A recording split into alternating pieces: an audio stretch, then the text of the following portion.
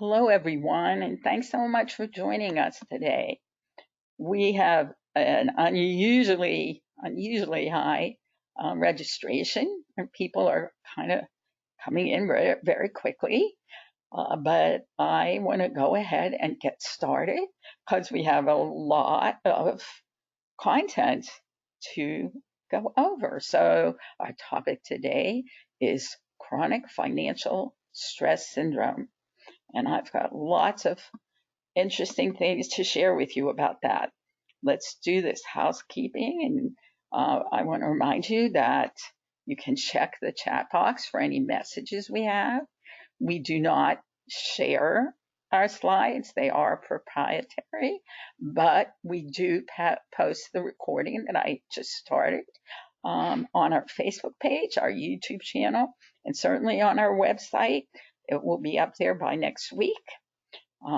You can type your questions into the question box at any time during the presentation, and we will answer as many as time allows. If you should have any technical issues, you should see in the chat box the link for our webinar platform if you have technical issues. I am Rita Wolfson. I am the founder of Financial Social Work, and I'm happy to be here with you today. And I want to make sure you get absolutely as much as you possibly can from our time together. So at this time when social justice and economic justice are really at the forefront, and this is such a, I hope, important moment in history. Those of you who are familiar with financial social work, after over 2 decades of me doing this, you know how much financial social work is geared to social and economic justice. However, before we finish up, I will be announcing a sort of surprise or additional webinar this month on June 30th on the role of financial social work in social and economic justice. So we're here to talk about money. For some people, that's a really good thing. For others, not so good. So I always like to take a moment and ask everyone to center yourself, to take a deep breath in and let it out slowly, and prepare for this particular time and space and topic. I like to begin our webinars and coaching sessions and most everything with our financial social work affirmation. Just for today, I will love myself enough to face my fears, practice self-acceptance, and embrace hope. I will silence my inner critic, speak my truth, and make peace with my past. Just for today, I will give myself permission to eliminate toxic people, beliefs, and behaviors from my life. And for today, I will prepare for a better tomorrow by making friends with my money and myself today. So that, for me, captures what we are all about at the Center for Financial Social Work. So let's begin this webinar looking at the financial reality of uncertain times. These are traumatic times. They're traumatic times for just about everyone, everywhere. And it's important to remember that. Of course, we're all living it, so of course we all know it. And trauma has many side effects, should we say, and certainly most everything you read talks about the increase in the use of drug and alcohols and even eating and smoking.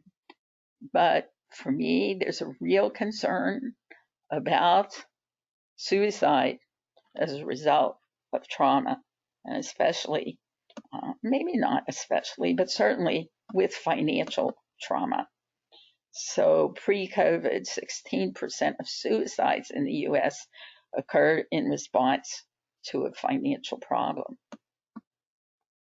And people who died by suicide were 8 times more likely to have debt.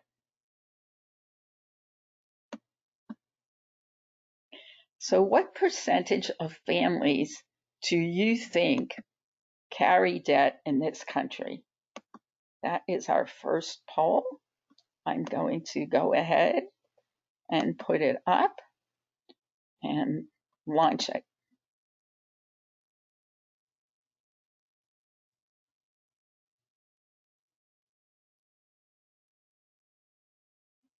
Okay. Almost half of you have voted.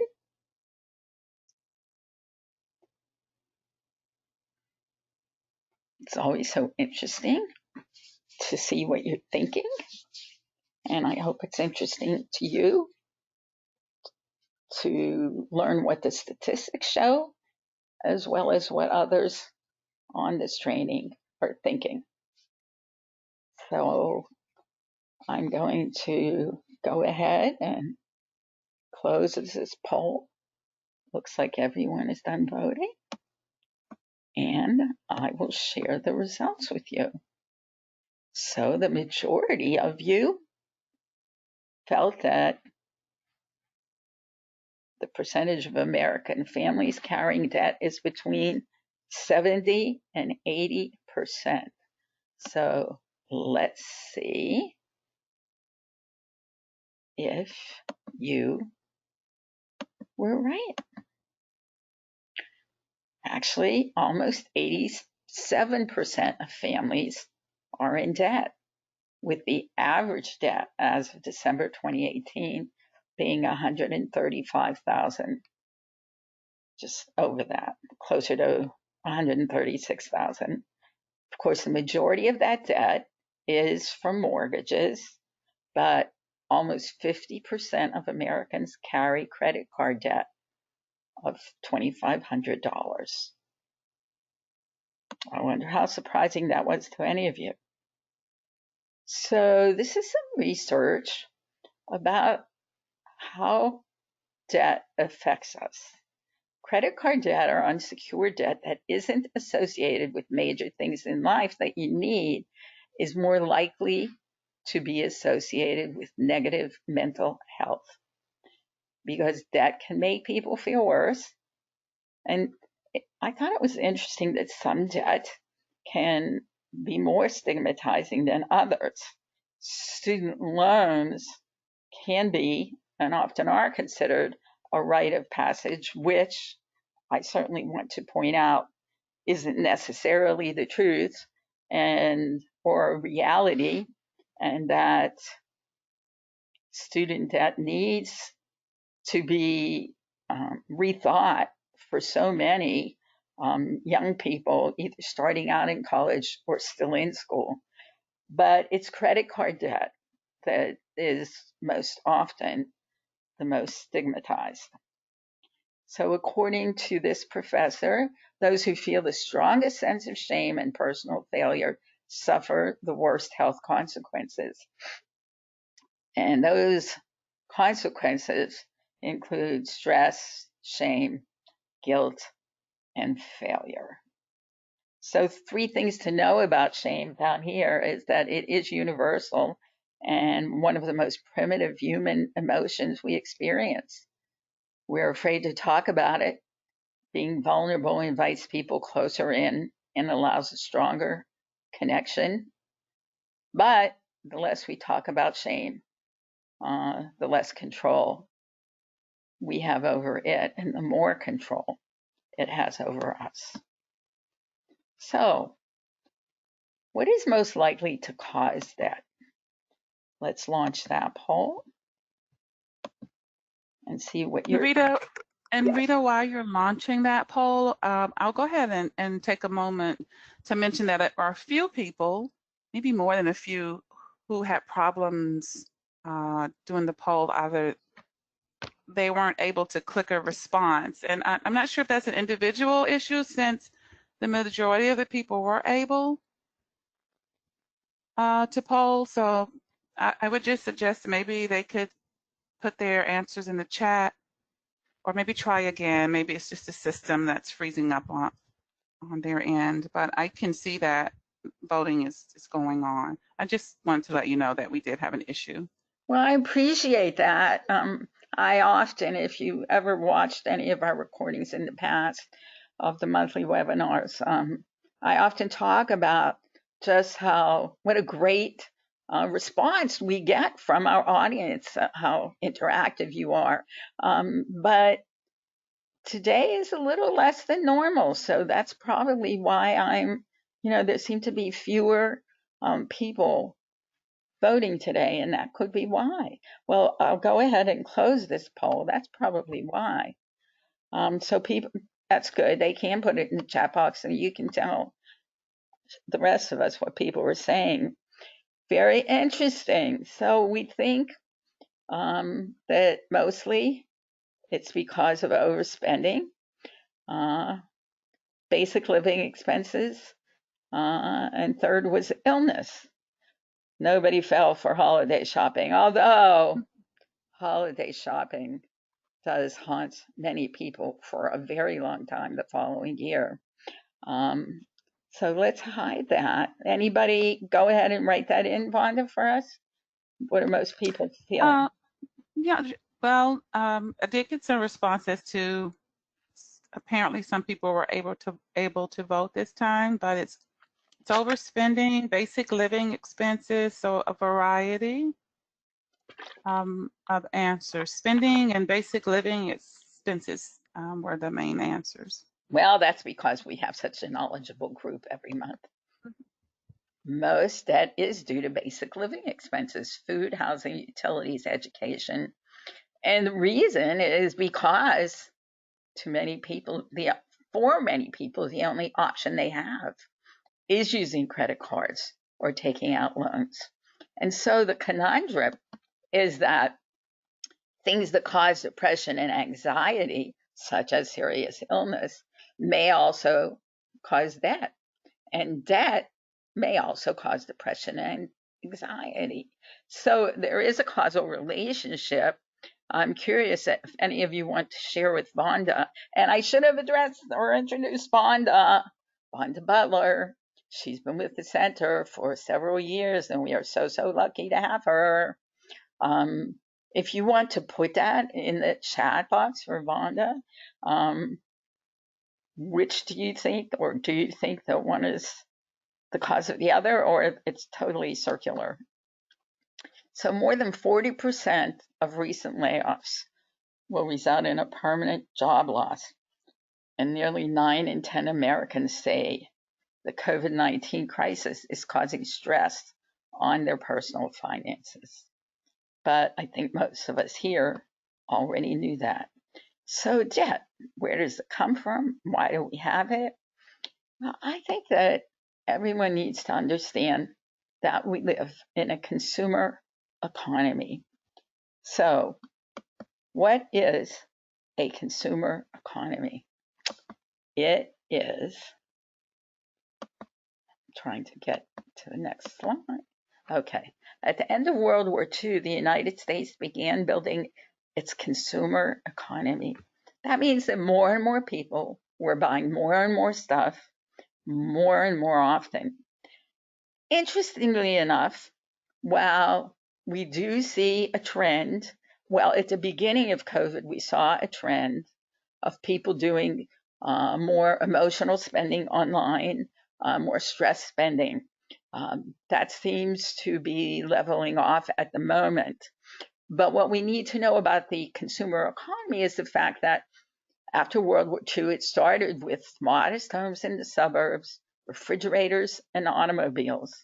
And next came televisions, which, as we know, tell us everything we should want, not so much what we need, and that we should buy it, all this stuff with money we didn't have. And then came credit cards, allowing everyone to buy today and pay tomorrow. The history of credit cards is really quite interesting, but I don't have the time to go into it right now. We became a nation built on debt by depending on tomorrow's dollars to pay for today's consumption. We have mortgage debt, we have credit card debt, have student debt, and government debt. People don't talk so much about buy now, pay later, but a few decades ago, that was a very popular slogan. I don't think it needs reinforced today because it's become too much of a way of life already. So, as a debtor nation, we find that 68% of Americans have, it says purposefully, but I think there's a component where they've been kind of forced to delay or abstain from certain life milestones, such as going on vacation, buying a car or a home, having children, or getting married. So, this you can see is research from a year ago. And we all know also that with COVID, there are changes certainly in marriage. A lot of people getting married on Zoom or postponing. We actually had a wedding to go to in October that was moved out another year based on the concerns that COVID would return again. Not that it's left, it hasn't left. So let's go back. This one's just kind of a fun one. So there's some research I'm going to share with you, and it asks people if given the choice, because people so don't want to have to manage their money and say they'll do anything not to have to manage their money. So I thought I would ask you what you'd be willing to give up in order not to have to manage your money. And if that doesn't apply to you, think about possibly what your clients, any of your clients, would be willing to give up not to have to deal with their money.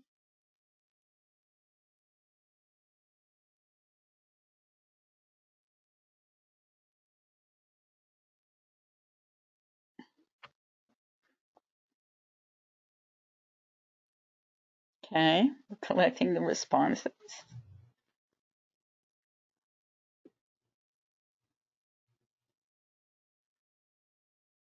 We're going to give it a few more seconds.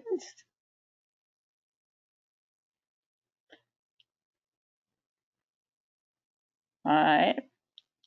If you want to vote, vote now. And then I'm going to close it. 3, 2, 1. All right. And share the results with you. All right.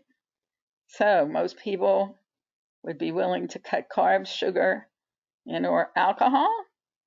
Then they're willing to lose 1 month of cell phone access. Run into your ex. Okay, so let's see.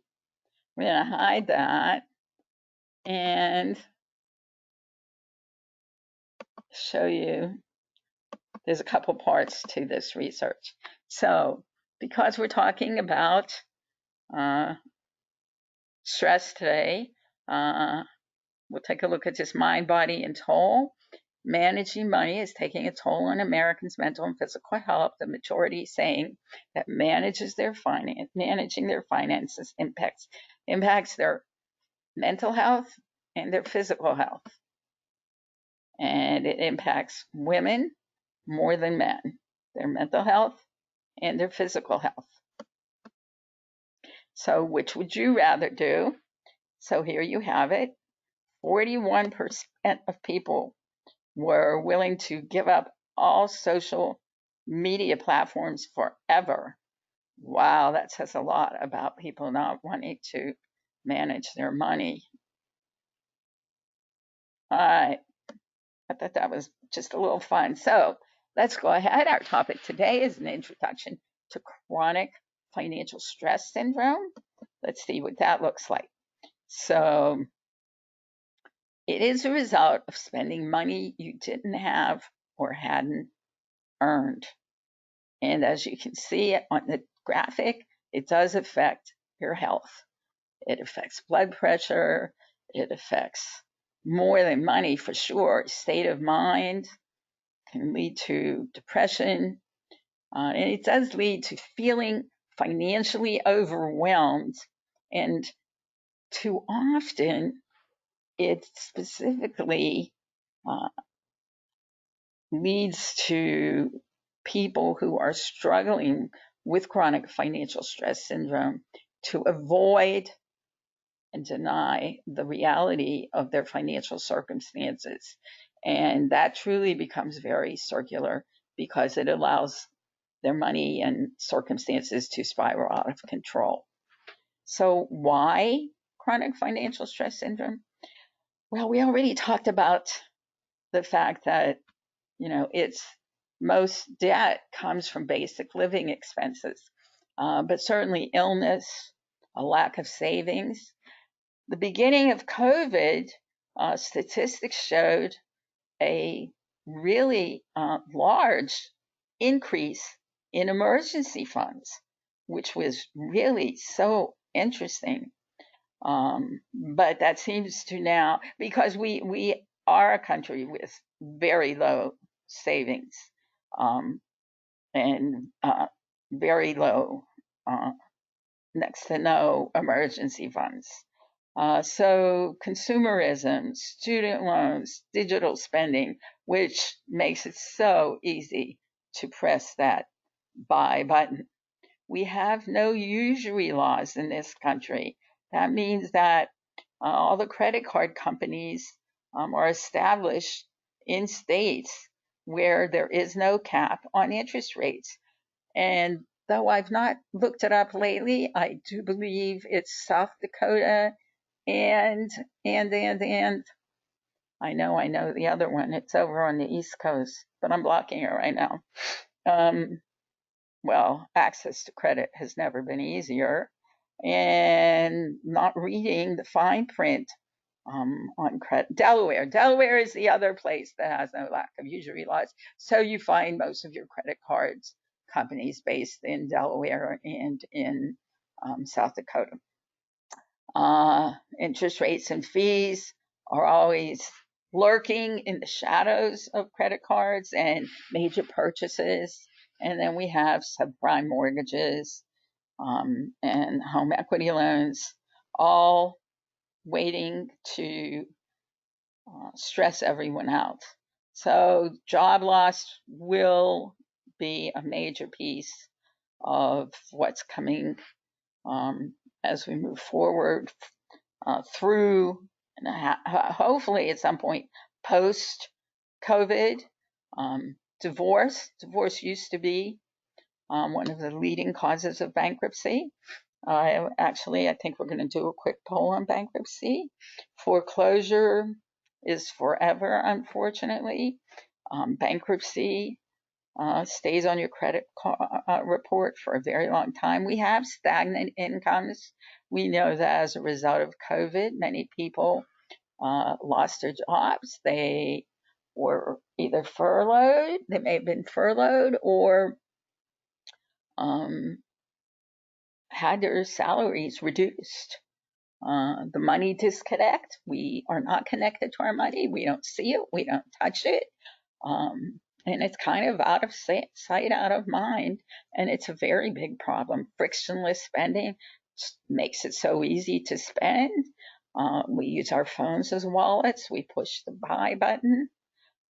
We do a lot of emotional and impulse spending. And we did pre-COVID have a significant part-time and gig economy.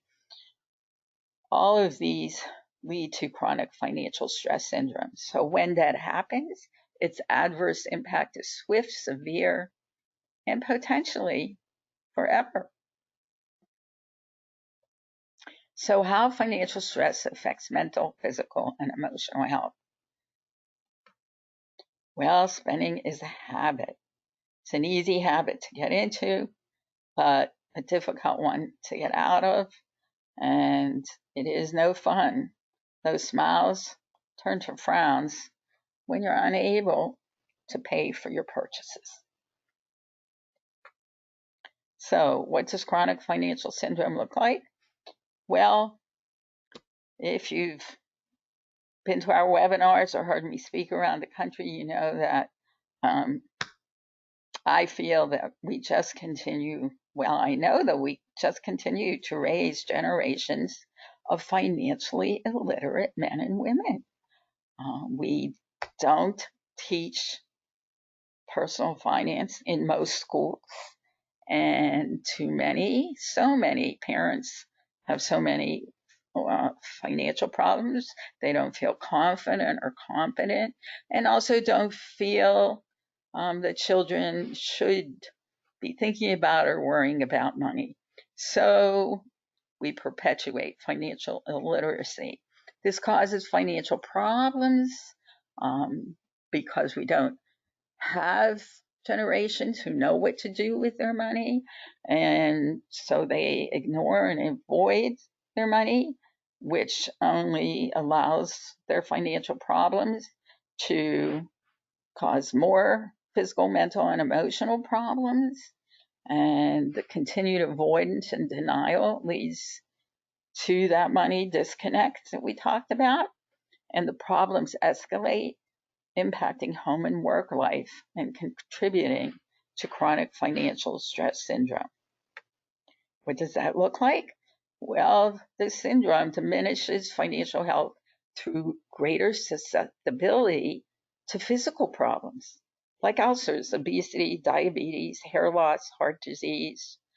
I'm curious whether any of you have ever thought about or been told the connection between financial health and physical problems, or financial health and emotional problems, such as panic, anger, shame, depression, insomnia, hopelessness. Hopelessness only closes the door to change. We want clients to feel more hopeful, to know that they can change their lives. So if anyone wants to share in the chat box, in the question box, whether you've ever thought about or learned about the emotional and physical and mental effects of financial stress syndrome, uh, people are at much greater risk of mental health problems. Money and mental health are very, very connected, leading to stress, worry, guilt, abuse, denial, suffering, instability, discontent, lots of problems as a result of this syndrome. So it does make individuals more vulnerable over feelings of being overwhelmed, risks for job loss, and more susceptible to fraud, scams, and predatory lenders, and less likely to be able to cope at home or at work, to make sound financial decisions, or to take control of their money or their lives. So the how and the why. If you have additional reasons, please put them in the chat box and Vonda can share them with us. The economy relies on debt. We talked about that. We do have a debtor economy. Consumerism. What's good for the economy is consumerism. It's not good for any of the people doing it. We have those nonstop social media that is on our phone, it's on our laptops, it's everywhere we are, telling us what to buy and to buy it now. Fewer than 50% of the men and women in this country have budgets. FOMO is fear of missing out. Lots of people worrying that if they don't spend the money, buy what everybody else is buying, wearing, doing, or go where they're going, something terrible will happen to them. We talked a little bit about bankruptcy. Um, Financial literacy, I mentioned already. We don't read the fine print. That's going to cause problems when we don't know our interest rates. Student loans. I don't think any family or students should be allowed to take loans without being taught more about what that means in the long run, what it's going to cost. We have car loans that turn the car value upside down, and while we're still paying for it. We have far fewer safety nets or employer pensions than were available a few decades ago. So everyone's on their own when it comes to retirement. Healthcare costs continue to soar. We have next to no paid leave for most men and women. We have very stagnant wages, which will probably remain that way due to COVID and all the job losses. And middle class life today is 30% more expensive than it was 20 years ago. If you have any other reasons, I'd love for you to share them in the chat box, and Vonna can tell us about it. So this is our next to last poll. I mentioned bankruptcy. I don't know how familiar any of you are with bankruptcy. After about 8 or 9 years of doing webinars, I realized we've never really done a webinar on bankruptcy, and maybe we should. In I believe it was 2005, the bankruptcy laws were changed to make it more difficult to file and more expensive, and a lot of other issues that made it problematic to file. And bankruptcy does remain on your credit report for, I think it's 8 to 10 years. Okay. And Rita, while people are still voting, I'll just mention some of the Great. responses. So keeping up with the Joneses was one. There's a desire and being accustomed to immediate gratification to add to that list. Yeah. A comment, millennials seem to also have a sense of entitlement and a lack of knowledge or education about financial responsibility. So some of Well, we could certainly tie those all together. And I don't necessarily think, I'm going to go ahead and close this, Paul, because it seems like people are done. I don't necessarily, we're going to see on the next slide what the causes are specifically. But I would imagine that there are multiple causes that lead to bankruptcy for different people. All right, let's look at that slide. Medical expenses. Number 1, job loss. 2, at one point, divorce, I believe, was 2 or 3. And these statistics are pre-COVID. So I would anticipate that some of these will keep changing. But bankruptcy, I do want to say there's a lot of mixed feelings around bankruptcy. I've had more than a few clients say that I created the debt and it's my responsibility to pay it off. Bankruptcy was originally created to give people a second chance. Bankruptcy reform in 2005 took away a lot of those advantages, but it still has the same purpose and is something to be considered if and when it's needed or appropriate. So nearly 1 in 3 American workers runs out of money before payday, even those earning over $100,000. And certainly whoever wrote that in the chat about lack of financial literacy, That's the reason. And many of you may know that I started financial social work 24 years ago with the word feminomics and gave that word the gender of money. There is a gender of money. And this statistic, once again, reaffirms that reality because women, 85% of women, according to the statistic, live paycheck to paycheck, which is 5 times more than men. Okay, final poll. What do you think? Let's see. Final poll. What percentage of people say their money negatively affects their daily stress level?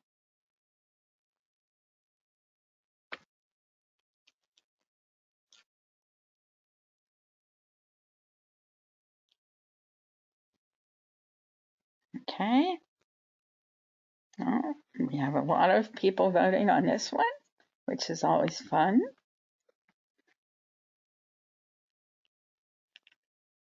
And this one seems to have gotten the most votes. I'm going to go ahead. Some people are still voting. I'm going to count it down and close it. 3, 2, 1. I will share the results with you. And then I will hide the results and show you this statistic. 90% of Americans in this research said that financial stress affects their day negatively. And 40% said it limits their enjoyment of daily life. And the final stat is to show you the percentage of respondents reporting negative finance-related impacts on physical health. When I started talking about the relationship between money and mental and physical and emotional health, it was a pretty lonely place to be because not that many people or social workers agreed with that. So I'm always fascinated, and that was a long time ago for sure, about 15, 16 years ago. But it's always so interesting to me to be able to share statistics and research that, shows how true that is and how real. So we know that no one chooses to have money problems, but most people do. All of you now know that that's because of financial illiteracy. Well, at least in my opinion, the good news is that no one can or needs to know everything or the same things about money because we're each unique and we each have our own money issues, financial issues, and problems. But in all economic times, everyone does need to know certain things about money. So this is my financial wellness model, and it emphasizes that it's our relationship with money and with ourselves that actually drives our financial behavior, which is how we earn, spend, save, share, and borrow. And it is our financial behavior that determines our financial circumstances. So my little dancing arrow always shows us where that change happens.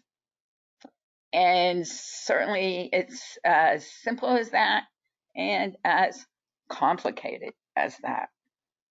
So why financial social work? Well, financial social work incorporates financial education, motivation, validation, and support that brings hope, help, healing, and wellness.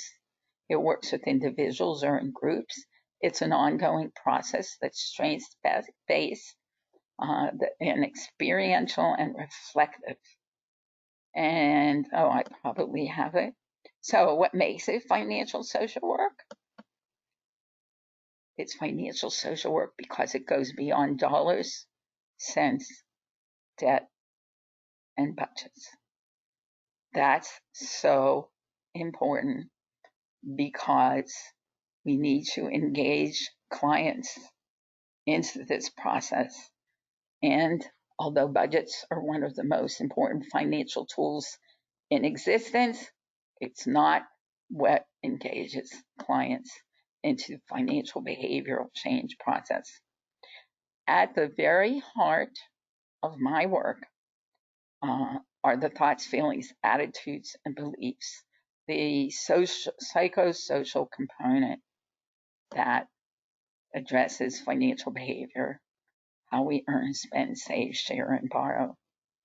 And that's how we and thousands of our graduates across the country and around the world use financial social work to help clients take control of their money and gain control of their lives. So politics, the economy, social work, and financial health, they all come together with rising food prices, predatory lending, increased homelessness, food insecurity, identity theft, education costs, all of these, all the costs going up, the wages staying the same or going down. Credit card reached its highest level ever. I believe it was the spring of 2018, and it keeps increasing. We are at this moment in time more aware ever of social and economic injustice, and still, for me, kind of unknown about what happens with the part-time and gig economy. But there is a coming together of politics, economy, social work, and financial health. That's inevitable. And another critical piece of financial social work is the behavioral framework. And we're going to look at that and using it for coping with financial stress. So I just mentioned that it's about change and it's about changing our relationship with money, our relationship with ourselves, because unhealthy relationships, whether they're food, people, or money, result from an unhealthy relationship with self. That's a very neglected piece of financial health.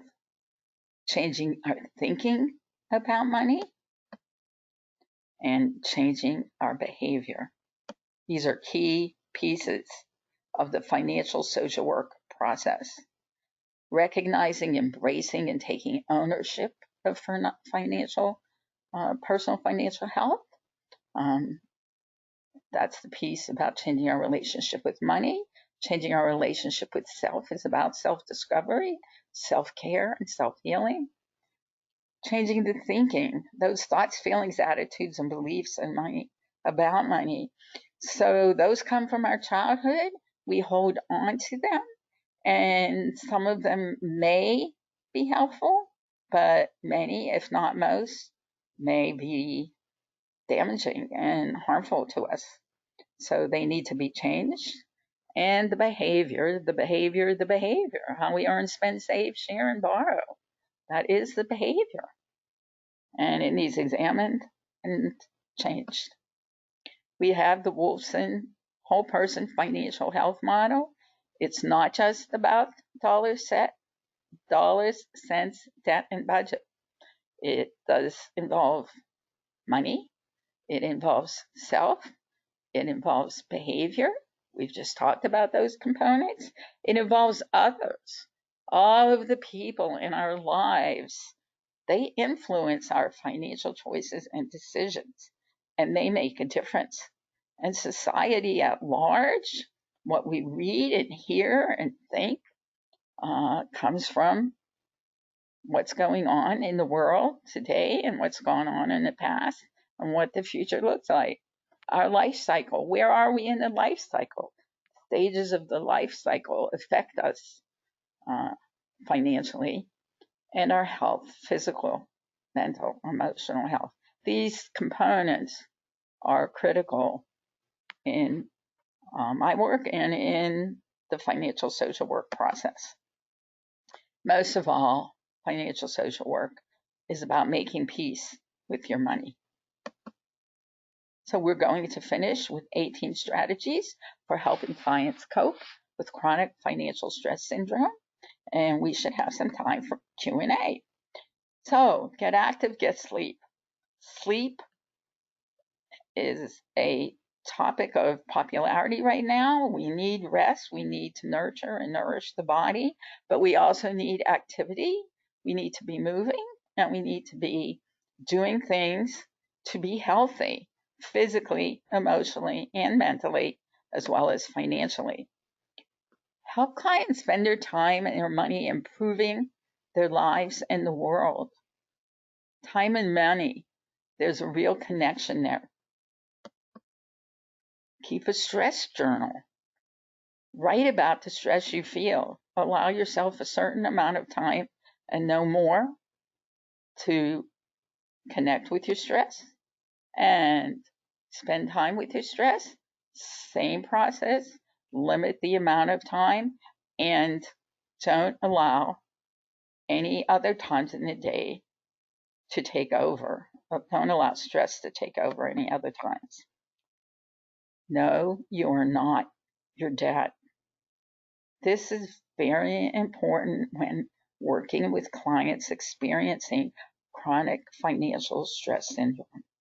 You're not debt. It does not have anything to do with who you are. It's separate. You are not alone. Unfortunately, there are not many resources to help men and women struggling with the syndrome or experiencing financial problems. And that's what's driven me all these years to continue to look for ways to help people choose a better financial future and provide the tools and the skills to do so. Consolidate and negotiate. Some organizations and some credit card companies are willing to discuss interest rates and work with you, but it's always better to have the client reach out rather than having the company contact the client. So there is some potential in consolidating loans in a thoughtful and healthy way and negotiating with companies for a lower interest rate. Resist impulse and stress shopping. Now, this takes some work. It definitely takes some work. It requires knowing when you're more likely to feel the need to impulse or stress shop. Identify specific financial stressors. When you know what those stressors are, you're more likely to be able to create a plan for avoiding them. If you don't know what they are, and it's easy not to know what they are, and it's easy to choose not to know what they are, but create a plan for avoiding financial stressors, and you're less likely to do stress shopping. Resist shame, blame, and guilt. These are the feelings most associated with debt.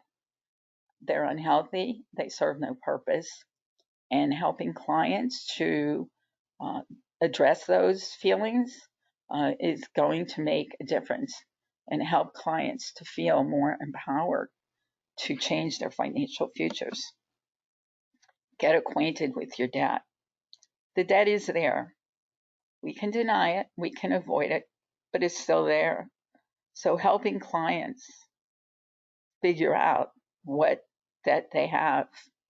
I've had clients who took weeks, months to list all of their debt. And even when they eventually Not all of them, but some of them brought in those lists. They weren't totaled. They could cope with the numbers, but not with seeing what the actual total was. Find the courage to be imperfect. We are all imperfect. That's what being alive is. It's being imperfect. So understanding that and accepting it is an important part of financial healing. Identify your new normal. The past is over with. It is not coming back. So when we begin to clear a new path to the future, we're able to be in a healthier place to assess our finances and our lives. Adapt and engage with your new normal. As you develop a plan after identifying what it might look like, it is a fluid tool for sure, but it is part of addressing chronic financial stress syndrome. Finally, number 18, take self-care seriously. Financial self-care is very real, and all self-care is important, but certainly financial self-care has, and well, okay, I'm going to point something out to you in 1 minute. Take it seriously. It's important. So we have these upcoming webinars for you. On Tuesday, June 30th, we are doing one on financial social work as foundational to economic and social justice. Then we have one in July and one in August. And our COVID webinar from that we did in April had an ebook with it called Financial Reality Coping Guide for COVID-19 and Beyond. If you haven't downloaded that ebook, we encourage you to do so. So we know that most client populations need financial engagement, education, motivation, and support to survive this crisis and improve their financial futures. We do have our financial social work certification. We have thousands of graduates across the country and around the world practicing financial social work with just about every population I know of, from preschool families to the elderly, prison populations, and domestic violence, and everything else in between.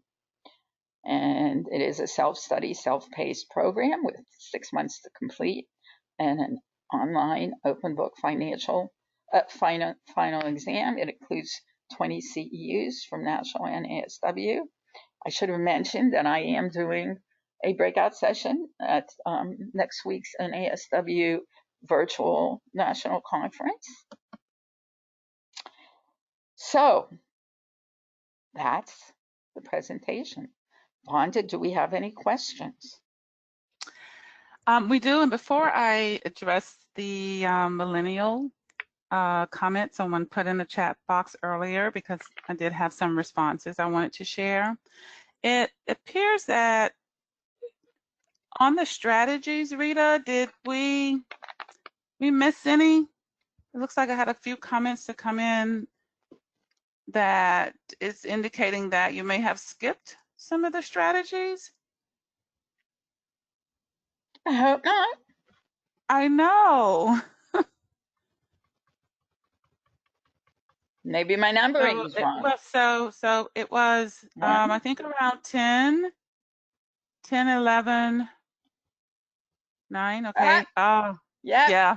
Well, 10 and 11. all right, so it's not that. It wasn't 18. I just skipped 10 and 11, so it's probably 16. Fine, to remember, I think I had 16, and then I had them numbered to 18. Sorry, everybody. I don't think there's anything I can do about that right now. But no, we didn't teach you.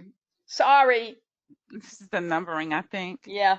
Um, and then going back to the how and the why of the chronic financial stress syndrome, we asked people to put in their additional options, and one of those was someone felt that millennials were entitled. So I just want to read a few comments in response to that comment. Great. And so we did have someone that say, I don't know that it is just millennials, and just as in caps, that have the sense of entitlement. Another comment is, whoa, as a millennial, I take great offense to that statement. I do not feel that I am entitled at all. Maybe we should start blaming the poor teaching of older generations and not some sort of entitlement of the current generation. Another comment is very inappropriate of that other participant to single out millennials. There are systemic issues and generational issues and parenting choices and so many other factors across all generations that influence whether an individual is, quote, entitled and or financially illiterate versus illiterate. So I just wanted to air those comments in response to the other one. Well, I would agree that we probably shouldn't have shared that, what that person wrote. And I would certainly agree that every single one of us has our own stories and backgrounds, and not one of them is almost remotely similar. And that's applicable certainly in when we talk about the movement now with social and economic injustice, when we talk about white privilege, when we talk about so many social and economic issues.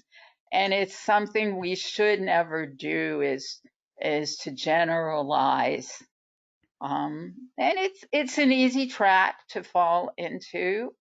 Um, and I'm glad that you spoke up for yourselves, and to hear that we, could be a place. I so want financial social work to be a place where we can discuss and share ideas. We have an individual My Money Myself program that includes a year of download workbooks, 12 workbooks, and a coaching session every once a month. And that's a place where we come together, and Vonda and I do present training and presentation, and we all have the opportunity to talk and share ideas. And we also have an advanced financial social work group that meets once a month, and we have a Facebook page for that, looking to create places and spaces where people feel comfortable to talk about money, not to criticize, but a safe place. That's certainly one of the tips, would be to have a safe place for people to talk about money.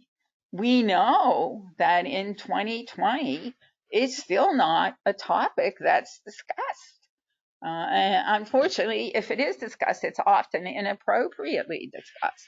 So we need to create safe places for people to talk about money, and to have the training and the knowledge and the skills to make a difference in people's lives and help them understand their financial behavior and embrace change and create better financial circumstances for themselves. And I agree, Rita. It isn't just I don't really think it's the word millennials. We do these webinars all the time. We report on the statistics. It's there in all the economic data. I think perhaps the word that would be the hot button issue word is the word entitlement. And that word means a lot, and it means different things to different people. So, I just kind of wanted to, to say that. Well, I think you're right. I think it's a really good point.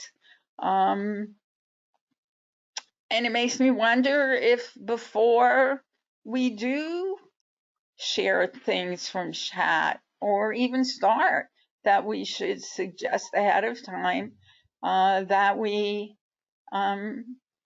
be thoughtful in our comments, or maybe we have to And screen. I honestly, I just have to get in here. I don't think the person, when they put it in there, they were given the option to maybe add to the list. I didn't think there was anything out of the way. This is just someone saying that they seem to.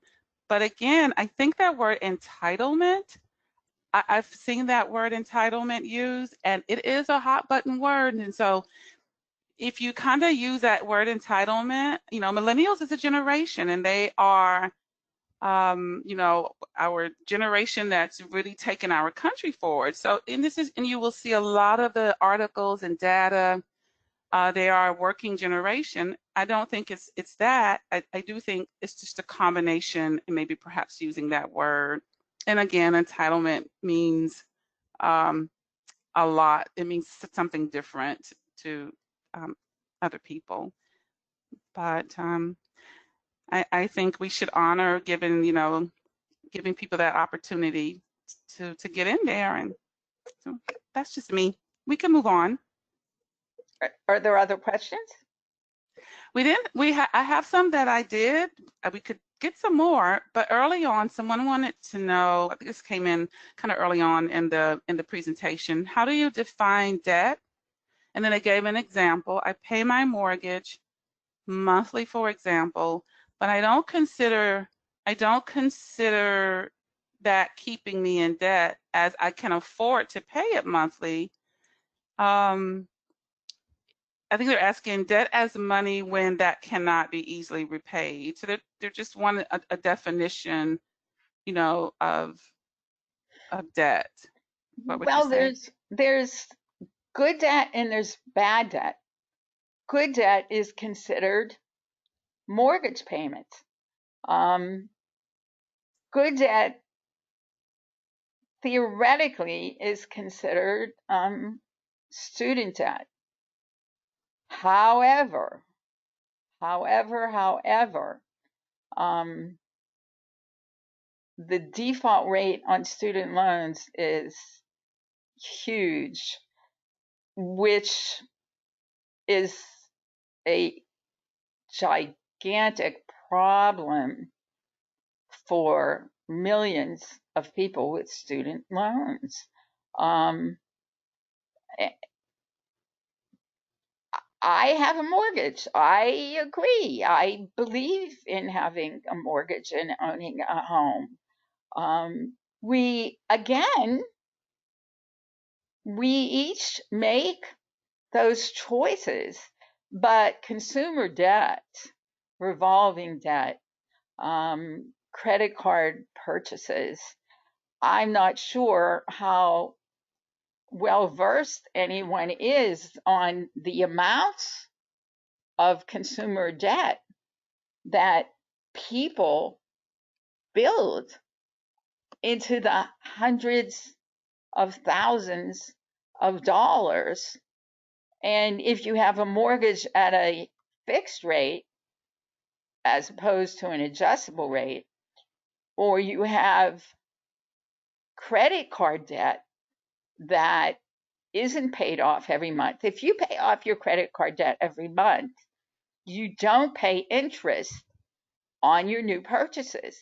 If you carry credit card debt every month, you are paying interest on all that debt plus any new debt, new purchases you make.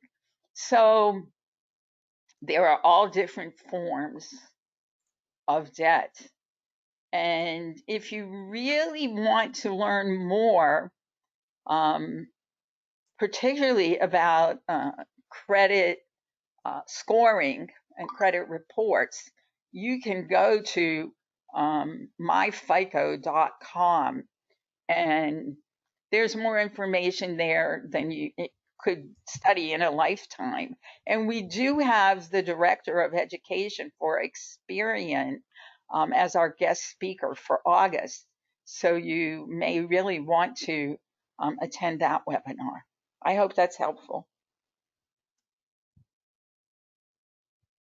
Okay, let's see.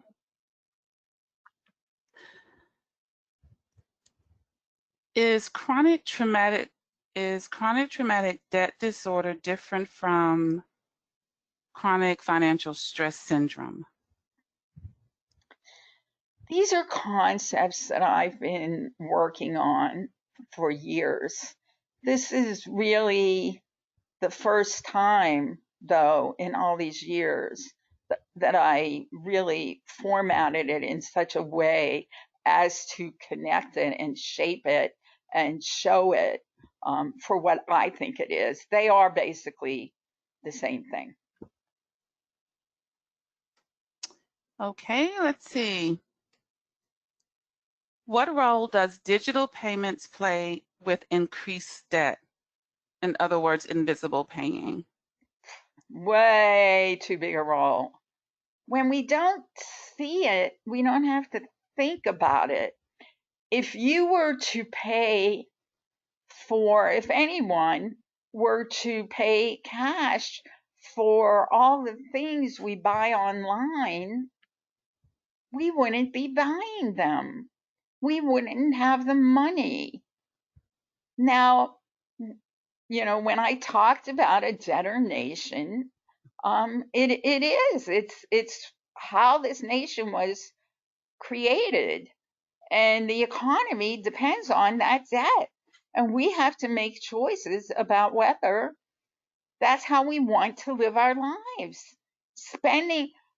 If you make the minimum payment on large amounts of credit card debt, anywhere from $3 to $5 to $10 or $15,000, if you make the minimum payment, you're not making any progress, especially if you're adding purchases to it.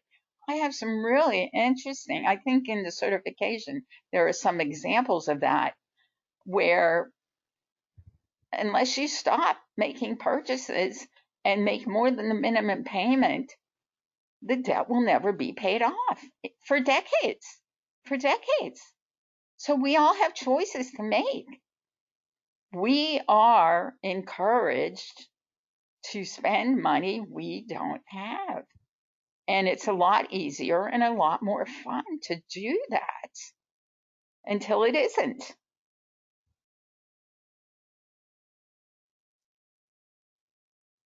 Okay, I got a few comments. I do have more comments that's following up from the millennial comment. And so someone agreed with me, thank you, whoever that is.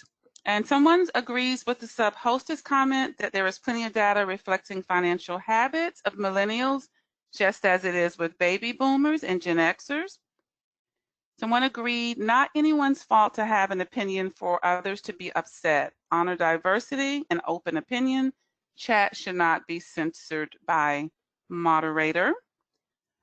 Here's another comment. It's hard for people to think about future when they can't meet today's needs, and this perpetuates the cycle of no saving and poor decisions.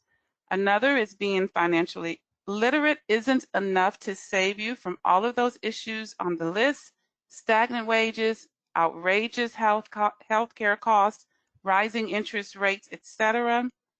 And I guess I'll end on this being a good one. We like to hear a comment like this. I definitely have seen how I am healthier now being debt-free versus when I was in a hot mess with my money. Well, that made me smile. No, that's a good one. Well, I kind of like that everybody is sharing opinions. We often get questions and comments and thanks, but this kind of felt really interactive, didn't it, Father?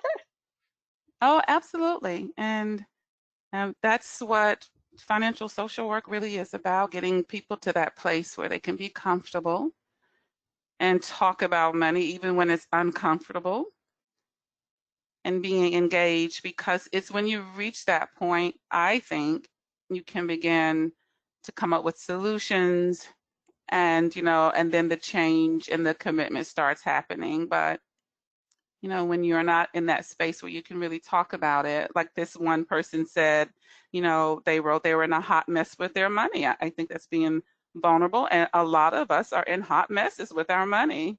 When you get to that point, then you can begin to make the change, and I think, or see the difference. And apparently, I think that's what happened with this person now saying they're healthier. And that's really what it's about. Well, for sure, there are some things we can't control, Right. but even surer is the fact that there are things that we can control. And while financial literacy would not necessarily end social and economic injustice, it certainly could reduce it on an individual level. Where if we don't know what we don't know, if we don't understand that the reason we can't rent apartments or have to pay our cell phone bill by going in every month, or are paying interest on interest on interest on credit cards, then we're not going to know that there is those are things we could do something about. Stagnant wages, right.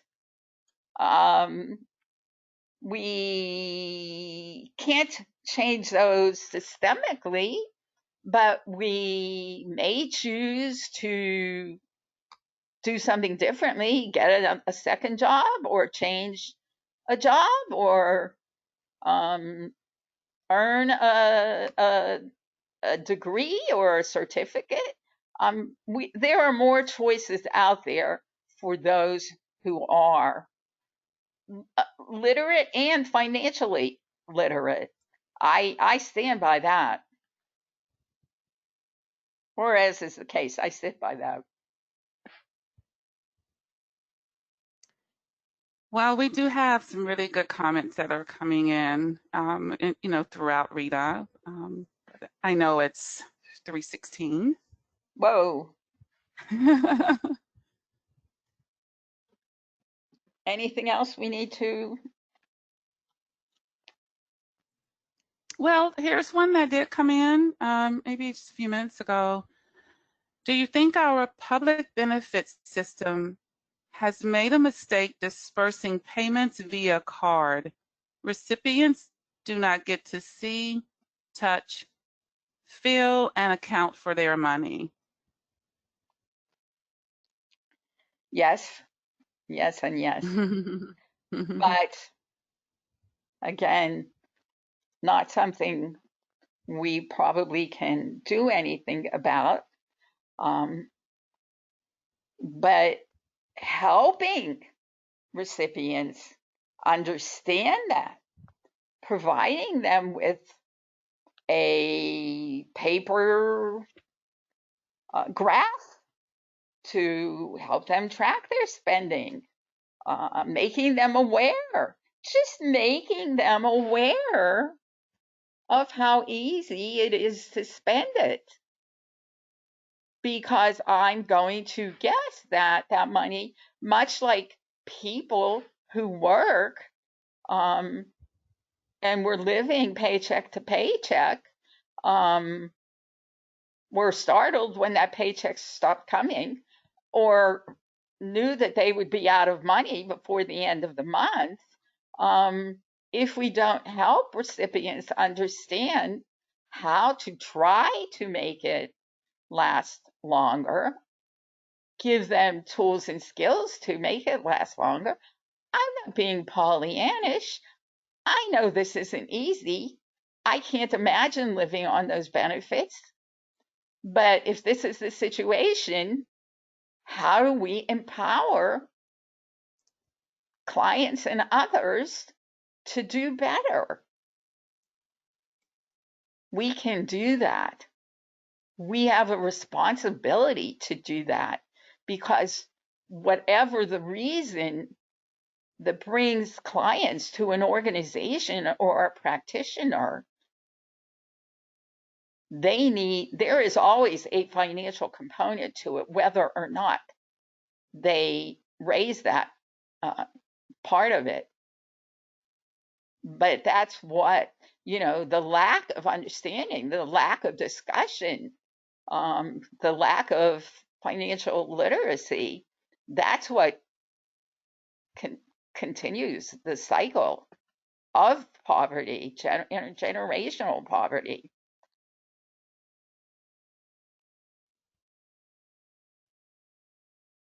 Anything else? I think we're starting to have people leave the room, but Well, I I want think to that'll thank do everyone.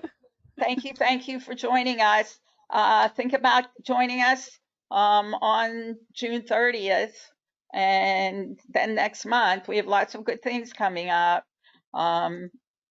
Thanks, Wanda, for all your help. And everybody, enjoy the rest of your day and stay healthy. Please. Bye, everyone.